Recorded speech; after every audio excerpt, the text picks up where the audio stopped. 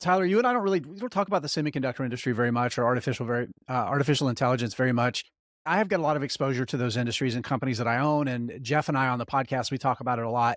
But there's something that's happening. There's news reports out there that Nvidia, the massive AI winner, the company that makes the picks and shovels for artificial intelligence writ large, and their most important partner, Taiwan Semiconductor (TSMC), that actually manufactures the chips that they're in talks to produce Blackwell in Arizona. Blackwell, of course, is the next gen GPU for AI that is going to be the big product in 2025. But there's another stock that is kind of like the secret winner from this kind of deal and this sort of opportunity that we want to talk about.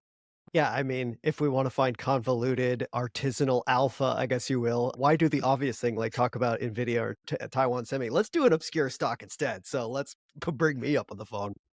Well, you say that a little tongue in cheek. There's a very clear reason why sometimes these other companies might make more sense for investors. We'll get to that. Before we get into the conversation, though, this video is sponsored by The Motley Fool. If you're looking for even more great stock ideas, check out this link. It's fool.com/unscripted. Go to fool.com/unscripted and you can get The Motley Fool's 10 best stocks to buy right now. Okay, so I'm going to start here, Tyler. We look at Nvidia. Everybody knows that Nvidia has been a massive winner from any period, from the IPO, the past 20 years, the past 20 minutes, it feels like sometimes. It's a stock that tripled in 2023. It's more than doubled this year. It's actually close to tripling. It's incredible, like the wealth that this company has created for investors, being at the forefront of artificial intelligence. And there's still potential for it to continue to grow larger. Blackwell, I mentioned, starting to come out. They're saying there's massive demand for that. And then there's TSMC, the contract manufacturer that has a massive percentage of the global semiconductor manufacturing outside of memory. If you take memory out and you just look at the logic chips, you got like 35% of the global production and a rounding error from 100% of all of the most leading edge chips. It's now $1 trillion company. So these are winners, and there's potential for them to both continue to be big winners.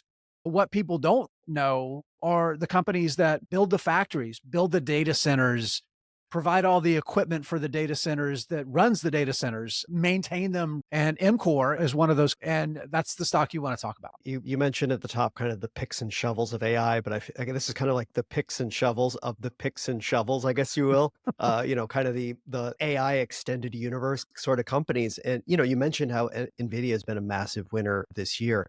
And it's not like we're talking about companies that have done lousy compared to Nvidia. If we look at EMCOR so far over the past year, actually year to date, the company's up 100, the stock is up 134%. Jason was kind of hinting at it. This is an electrical and mechanical contractor, so basically like electricians.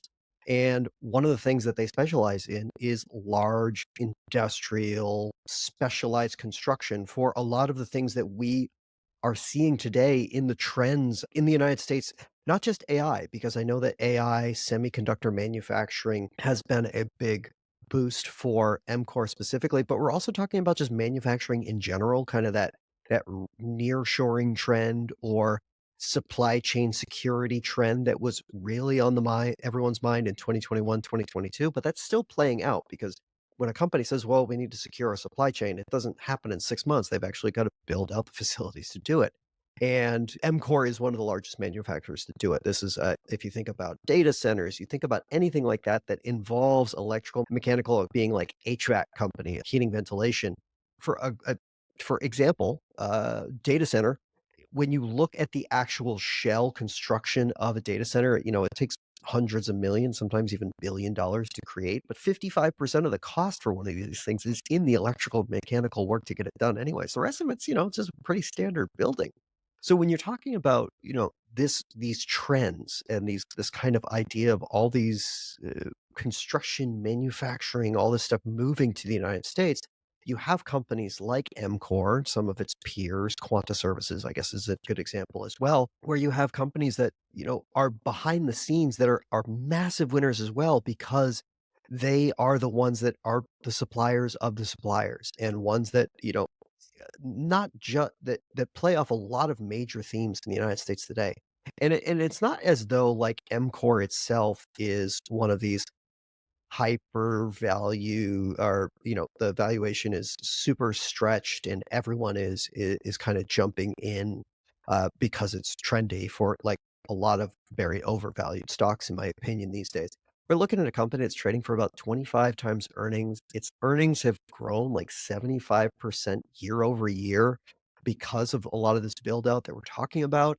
And management expects that to continue to grow at pretty remarkable rates. One of the things that you can look at is it has what they call remaining performance obligations, which is more or less their backlog. That's grown about 13% year over year. And if you look at what is on the kind of the docket, if you will, of remaining performance obligations, it's a pretty diverse array of different projects. It's not just like it's all in on AI. So if AI kind of goes sideways, this company is screwed. You know, network communications, manufacturing, healthcare, wastewater projects. The actual list of projects that it has going on is quite extensive, and it kind of plays along this idea that the massive capital investment across a broad spectrum of industries that is probably going to allow this company to grow not just from this AI boom, but well beyond that. But I think the behind the scenes aspect of this, for example, TSMC's semiconductor manufacturing facility. I can't say with definitively that EMCOR is going to be the one that builds this particular one, but this is the kind of work that is indicative of what EMCOR does. And as the number two electrical mechanical contractor in the United States, there's a pretty good chance that they might be the one to do it. Yeah, and I think the key there, like you said, whether they're doing this particular deal or not, this is exactly what they do. And the tailwinds are incredibly favorable. That's the key. We're going to continue to see more of these sorts of actions where semiconductor manufacturing, other types of advanced manufacturing are going to move into more domestic markets as the supply chain realigns a little bit. Um, I think there's also, again, not to have any sort of partisan conversations here, but some of the things the Trump administration is going to do, they're a little bit scary, talking about some massive tariffs on China and other countries that do a substantial amount of manufacturing that's then imported into the U.S. Some of those things and those supply chain pressures are things that a lot of companies are looking to get away from. So while there's certainly near-term risks from some of those actions, it could be the sort of thing that, again, reaccelerates investment and focus on bringing more manufacturing into the U.S. and some of our trading partners that we share borders with. So there's definitely a lot of tailwinds that this is kind of indicative of, that for a company like EMCOR, like you said, has already grown its earnings, more than 80% over the past year, should continue to be a big winner because of.